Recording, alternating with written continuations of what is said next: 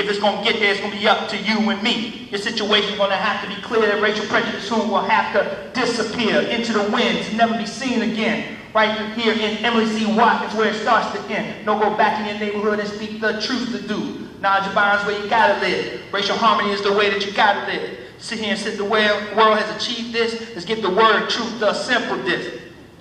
Back in your mind is where you're gonna find that your identity don't gotta have to be colorblind. It's the only way you can change the world you live in.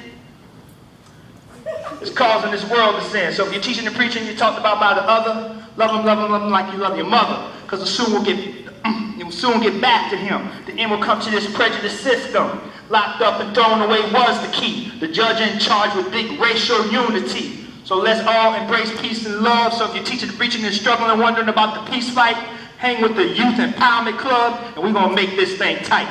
Peace.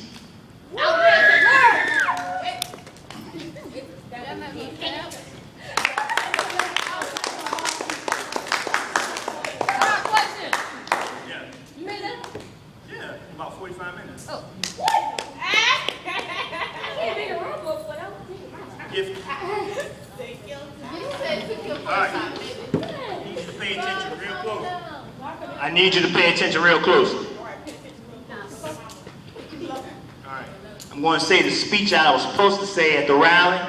So some of it might be a little different for you all who were there. But please understand these words are true to my heart and hopefully it will be true to yours, and you will realize your fullest potential. When I was first asked about speaking on the subject of opportunities afforded young people, I was thinking in economic terms. Then I realized that when he said God told him to ask me to speak on this subject, a light bulb went off in my head, illuminating the theme. Let me say that this had to be a spiritual conversation. Oh, I'm sorry. Children are gems of inestimable value. They are not empty receptacles that we have to fill. We have to change our mindset and become coal miners and chip away at the coal to get to the diamonds. We have to stop looking at our children as our own. We have to start understanding that the true parent is God. We are just stewards, which means that we are required to train them in His name. The only way to achieve that is to focus our attention on spiritual education.